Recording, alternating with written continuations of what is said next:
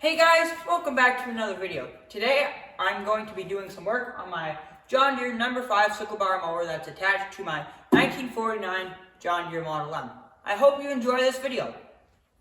Alright guys, so this is my John Deere number 5 sickle bar mower. I'm not sure what the year is since I don't have a serial number tag, but what I've done on it since last time you guys have seen it is I've went through the chain box there. I have painted up the cover so you can see it a little better, the John Deere on the casting there. I put new oil in it and I tightened up the chain. I also got a new tire and painted up the rim. Today I got some new parts, including this one, which I'll tell you where this goes later. And well, they're not new parts, they're used parts I painted up, and they're in pretty good shape, I think. And I'll show you guys where they go and what they do. So you can see right here I have the casting. I painted up really nice. It turned out really good. And the first piece here is this little clip. There is a nice guy I know who lives near to me, and he has a number 5 sickle bar mower, and he also has a parts sickle bar mower that I was able to go and get some parts off of it. And he gave them to me for free, which was really nice of him. And here's one of the pieces that I'll talk about later. But this bar here, this goes in one of the holes on the sickle bar mower, and this holds up the cutter bar when it's folded up. And I've seen in my owner's manual that I have that there's supposed to be a clip here, and in some other videos on YouTube, there's supposed to be a clip here, but mine didn't have that. So when we were there, I saw he had a clip, so I thought we could grab it, so we were able to take it off, and now it's on my sickle bar mower. And all these three parts here that I got, they got sandblasted. I sandblasted them in our sandblasting cabinet when I got here back home, and painted them with the classic John Deere green. So that just clips in there, and that's not gonna shake loose or anything, and it's not in a bad spot. So that's really nice that I was able to get one of them. I'm going to tighten it up right now, and then we'll be able to move on to the next piece. Okay, so I have it all tightened up, so you can see it slides in something back there. You take this off, and it's supposed to go on this spot right here, but I think this bar here is a little longer than the original one, so I built a new spot to mount it, which is back here. And you can just hook in there, and your cutter bar can hang on there. And then when you're not in storage position and you want to go cut some hay, you can take this, slide it back there,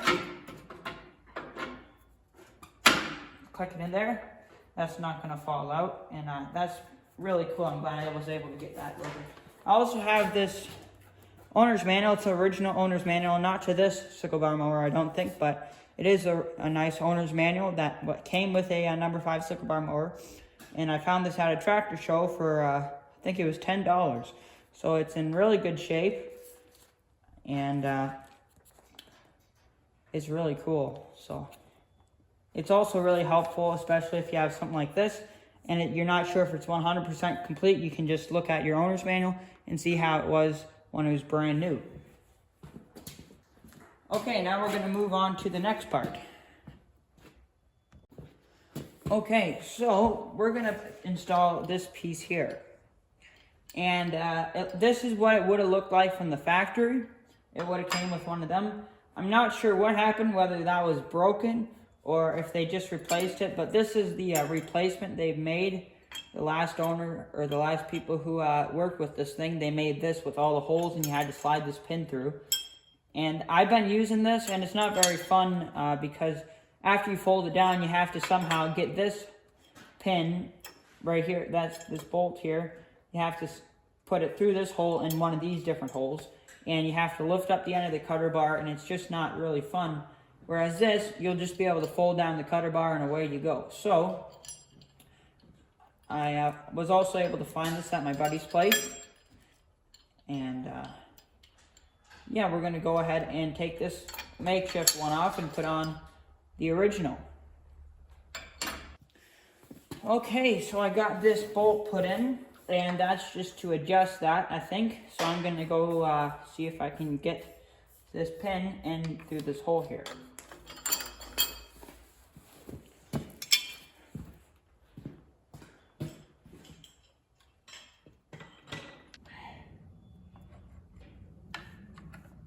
All right, there it goes.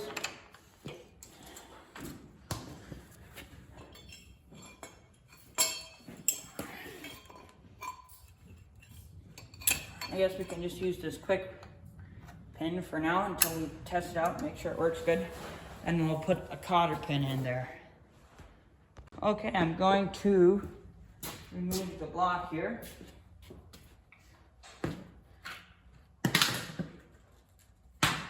See what that looks like.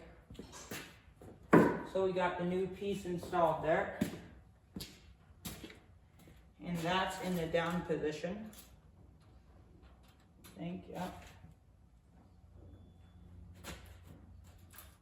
So that's low. We can bring it up. And that looks really good. Then I can fold it up.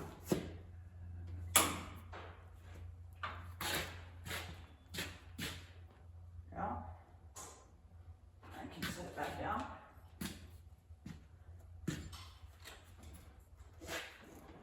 Yeah, I'm really happy with that. Okay, so I got some other stuff adjusted, and I think I got her about where I want. And that's in the up position. That's way higher than it was with the other piece on. Let her down. And it sits fairly level. It's not 100% perfect. Next year, when we get it out of winter storage, we can probably tinker with it, try to get it perfect. But right now, I think that's pretty good. And then click her up, and that's really sweet. So I'm really happy with that. I'll show you what we're gonna do next. Okay, so I got this support here for the cutter bar. I got a new cotter pin in there, so that's good. Now I'm gonna show you where that last piece goes. So down here, you can see there is a piece of steel that holds the cutter or the knife. It goes back and forth. It holds it down. And it looks, this is what it was supposed to look like when it was original. Something like that. But this here doesn't have this little triangle piece at the end here. And you don't really know how important that is until you start using this thing. Then when you fold this up, the cutter bar starts sliding down when you're driving down the road.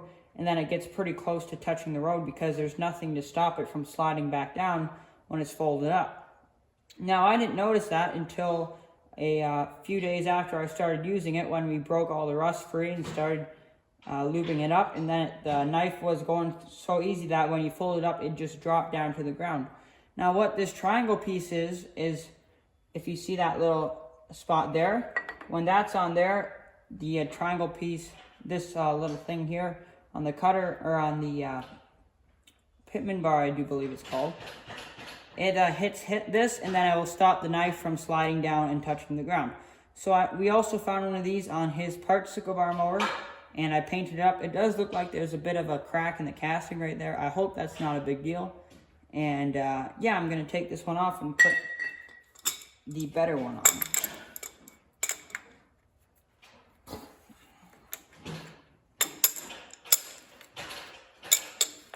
Okay guys, so you can see I got the sickle bar folded up, and you can see down there I got the new part put in, and you can see that little tab down there is up against the triangle piece right there. So that means that the knife bar will not slide down anymore. I think it's called the knife bar. That's good. I'm going to check everything over, and then I can go for a test run.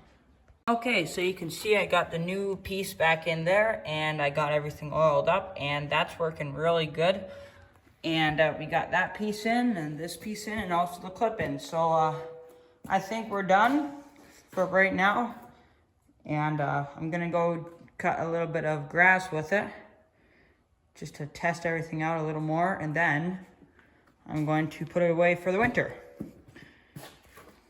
So yeah, I hope everything goes well. Alright guys, well I hope you learned something in my video of how I put on some new old parts on my John Deere number 5 sickle bar mower. If you like stuff like this, don't forget to subscribe and like these videos. It means a lot to me. So thanks for everybody who has been subscribed. And yeah.